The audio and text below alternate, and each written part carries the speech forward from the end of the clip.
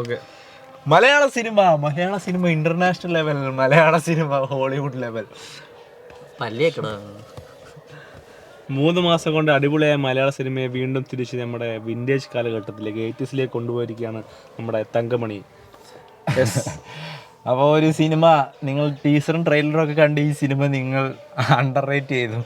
അതിൻ്റെയൊക്കെ അപ്പുറമാണ് ഈ ഒരു സിനിമ നിങ്ങൾക്കായിട്ട് തിയേറ്ററിൽ ഒരുക്കി വെച്ചിരിക്കുന്ന ആ ഒരു ദൃശ്യ വിസ്മയം എന്ന് പറയുന്നത്. അതൊരു ഫാമിലി ഡ്രാമ കോമഡി എന്റർടൈനർ എന്ന് പറഞ്ഞ് ഞങ്ങളെ കളിപ്പിച്ചിട്ട് അകത്തുകൊണ്ടുവന്ന് ഒരു കോമഡി എന്റർടൈനർ തന്നിരിക്കുകയാണ് ഡയറക്ടർ. സർപ്രൈസ് ആണ് ആ ഡയറക്ടർ. Hats off U. കാരണം ഇവിടെ എക്സ്പെരിമെന്റൽ ആണല്ലോ. എല്ലാവരും ബ്ലാക്ക് ആൻഡ് വൈറ്റ് എടുക്കുന്നു, അതുപോലെ തന്നെ ക്രോപ്പ് ചെയ്ത് പടം എടുക്കുന്നു, അങ്ങനെ പല എക്സ്പെരിമെന്റ്സ് ചെയ്യുന്നു. ഡയറക്ടർ 80s സംഭവം ആ 80s എക്സ്പെരിമെന്റോട് കൂടി തന്നെ സ്ക്രീനിൽ കൊണ്ടുവരാനുള്ള ഒരു ശ്രമമാണ്. അപ്പോൾ ആ 80s എങ്ങനെ ഒരു ആർട്ട് ഡയറക്ടർ ചെയ്താൽ എങ്ങനെ ഇരിക്കും, നായകൻ്റെ മേക്കപ്പും മുടിയും അതും, അതുപോലെ തന്നെ ക്യാമറകൾ കണ്ണിൻ്റെ അകത്ത് വെച്ചുള്ള ക്യാമറ ഷോട്ട്സ്, അതുപോലെ തന്നെ സ്ക്രീൻ സ്പേസ്. നമ്മുടെ ജൂനിയർ ആർട്ടിസ്റ്റിനൊക്കെ അഴിഞ്ഞാടാനുള്ള അവർ കൊടുത്ത പൈസയുടെ ഇരട്ടി പണി എല്ലാവരും എടുത്തിട്ടുണ്ട്. ഒരു മനുഷ്യൻ എത്ര ഓവർ ആക്ട് ചെയ്യാൻ പറ്റുമോ അത്ര ഓവർ ആക്ടിങ് മാക്സിമം ഡയറക്ടർ ഊറ്റി സിനിമയിൽ ഓരോ കഥാപാത്രത്തിലും നമ്മളെ എൻഗേജ് ചെയ്യിക്കാൻ പറ്റും. അതിനകത്ത് ഒരു ജൂനിയർ ആർട്ടിസ്റ്റ് ഒരു പോലീസുകാരനെ ഇടിക്കാൻ പോവുക, കിടന്നിട്ട് ഇങ്ങനെ എടുക്കുക, എക്സ്പ്രഷൻ ഇടുക. ഈ എക്സ്പ്രഷനൊക്കെ വെട്ടിക്കളേണ്ട സമയമില്ല സിനിമ. പിന്നെ ഞാൻ അതിലൊരു സീനില് ദിലീപിന്റെ BGM ഒക്കെ മറ്റേ ആക്കി ഇട്ടേക്കുന്നത്. പോലീസ് ഇടിയുള്ള വരുന്ന പോലീസുകാരനൊക്കെ BGM, മാസ് BGM ഒക്കെ.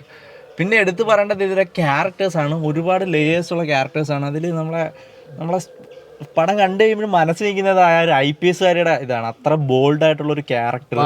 തമിഴ് നടിയാണ്. എങ്ങനെ ആറ്റിറ്റ്യൂഡും ആറ്റിറ്റ്യൂഡ് പ്ലസ് സഹതാപം കാണിക്കുന്ന ഒരു IPS, ഒരു മാസ് തുടക്കം മുതൽ അവസാനം വരെ ആ ഒരു സംഭവം ക്യാരി ചെയ്തുകൊണ്ടൊരു ക്യാരക്ടറാണ്. സിമ്പിൾ ആയിട്ട് പറഞ്ഞാൽ ചോദിക്കുന്ന എന്തും തരുന്ന ഭയങ്കര പ്രൗഡ്, എപ്പോഴും തല പൊക്കിയാണ് നടക്കുന്നത്. നല്ല പ്രൗഡായിട്ടുള്ള ഒരു ബ്രില്യൻ്റ്. അത് അറിയാൻ പറ്റുന്നതെന്ന് വെച്ചാൽ നായകന്റെ റിവഞ്ച് സ്റ്റോറി കേട്ടിട്ട് ഫ്ലാഷ് ബാക്ക് കേട്ട് കഴിയുമ്പോൾ ഇത്ര ബോൾഡ് ആയിട്ടുള്ള ഒരു IPS ഉദ്യോഗസ്ഥ ഇതൊന്നൊരു കണ്ണ് നിറഞ്ഞിട്ടുള്ള ഒരു ഷോട്ട്.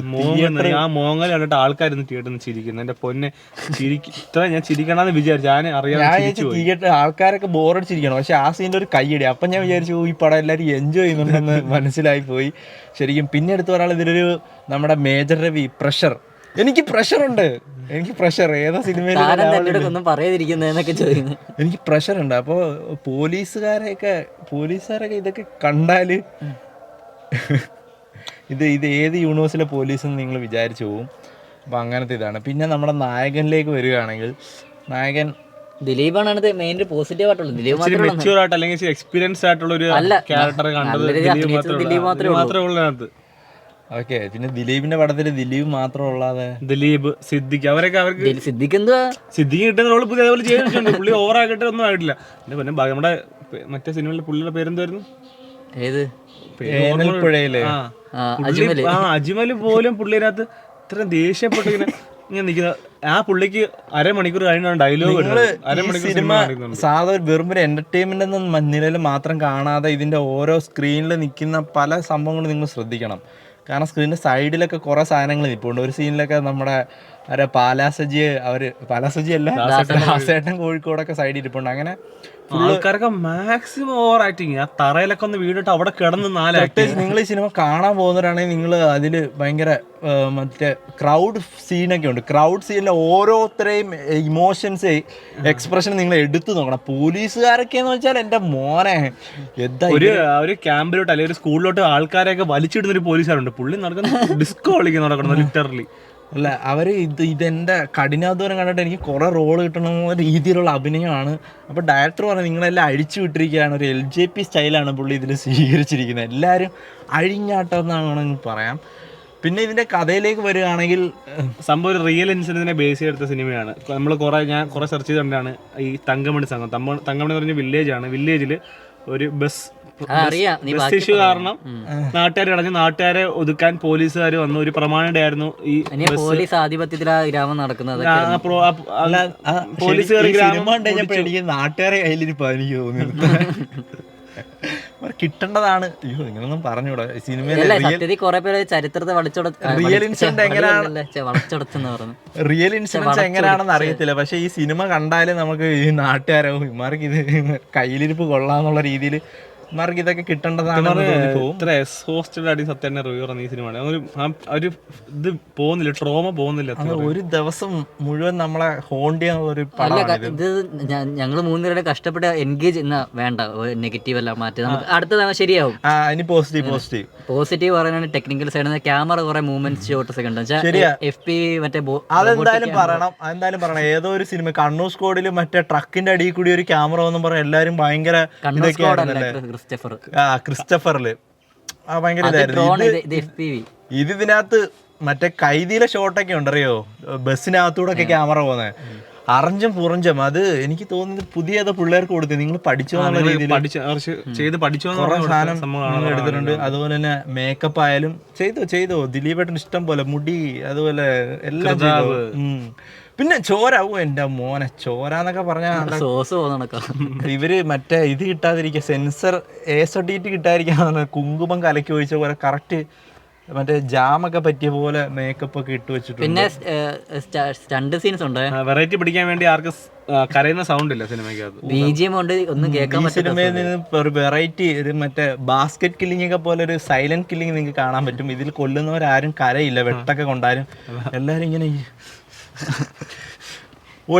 ഒറ്റ മൂളൽ പോലും കേൾക്കാൻ പറ്റില്ല, അങ്ങനെ കൊല്ലുന്ന ഒരു സംഭവമാണ്. അങ്ങനെ മൊത്തത്തിൽ പറയുകയാണെങ്കിൽ നിങ്ങൾക്ക് തുടക്കം മുതൽ അവസാനം വരെ ഒരു നല്ല സിനിമ. ദിലീപ് കോമഡിക്കാൻ ട്രൈ ചെയ്യുന്നുണ്ട്, പക്ഷെ കൾട്ടിലോട്ട് ഇളം പിടിക്കേണ്ട സാധനം കൾട്ട്. കാരണം 2024 ഇങ്ങനെ ഒരു അറ്റംപ്റ്റ് എന്ന് വെച്ചാല് അതല്ല, നീ ശ്രദ്ധിച്ച ദിലീപയുടെ കോമഡി ഇടാൻ നോക്കുന്നുണ്ട്. എന്നാണ് ഞങ്ങൾ ഇങ്ങനെ പറഞ്ഞോണ്ടിരുന്ന സത്യം പറഞ്ഞോണ്ടിരിക്കും. എനിക്ക് ദിലീപ് മറ്റേ ഡബ് ചെയ്യുന്ന പടം നമ്മൾ പഴയ ഡബിങ് കണ്ടിട്ടുള്ളത് ഒന്നുമില്ല, കയ്യിന്നൊക്കെ കുറെ ഡബിങ് ഒക്കെ ഇടുന്നുണ്ട്. പല സമയത്തും ഡബിങ് തിരുവനന്തപുരത്താണെങ്കിൽ സൗണ്ട് കാസർഗോഡ്, അങ്ങനെ ഇഷ്ടംപോലെ സ്ഥലത്ത് സൗണ്ട് ഡിസൈൻ ഒക്കെ നല്ല രസമുണ്ടായിരുന്നു. ബാക്കിൽ എല്ലാ സ്പീക്കറും പ്രവർത്തിക്കുന്നത്. അതെന്ന് പറഞ്ഞ കാര്യമില്ലല്ലോ, സൗണ്ട് ഡബിങ് പോയില്ലേ അവിടെ. അയ്യോ എന്തായാലും IPS കാരിയുടെ പടം തന്നെയാണ്. അവരാണ് ഏറ്റവും കൂടുതൽ സ്കോർ ചെയ്ത്. അവരുടെ ഡയലോഗ് എന്നൊക്കെ പറഞ്ഞാല് എന്തെങ്കിലും ഡയലോഗ് പറ, എങ്ങനെയാണ് സാർ, ഞാൻ പ്രതിയെ വിട്ടു തരില്ല സാർ, അങ്ങനെയൊന്നുമില്ലടാ. ഇത് അവരെ ഡബിങ് പോയി ഡ്രാമാറ്റിക് പക്ക ഡ്രാമാറ്റിക്. ഇത്രയും മിസ്കാസ്റ്റ് നടന്നൊരു പടം ഞാൻ കണ്ടിട്ടില്ല ജീവിതത്തിൽ. മിസ്കാസ്റ്റും ഡ്രാമാറ്റിക്കും കണക്ട് ആണല്ലേ. ഞങ്ങൾ ഈ പറഞ്ഞ റിവ്യൂ കേട്ടാൽ തന്നെ നിങ്ങൾക്ക് മുഴുവൻ കണ്ടു തീർക്കാൻ പറ്റില്ല, പക്ഷെ ഈ പടം നിങ്ങൾക്ക് മുഴുവൻ കണ്ടു തീർക്കാൻ പറ്റും. അത്രയ്ക്ക് കാശ് കൊടുത്തവര് കാണുന്നുണ്ട്. എന്നാലും ഈ പൊള്ളുന്ന ചൂടത്ത് നമുക്കൊരു ആശ്വാസം തന്നെയാണ് ഇങ്ങനത്തെ സിനിമകൾ. ഞങ്ങളുടെ റിവ്യൂ ഉണ്ടാലും പോവാതിരിക്കുന്നു വേണ്ട കേട്ടോ.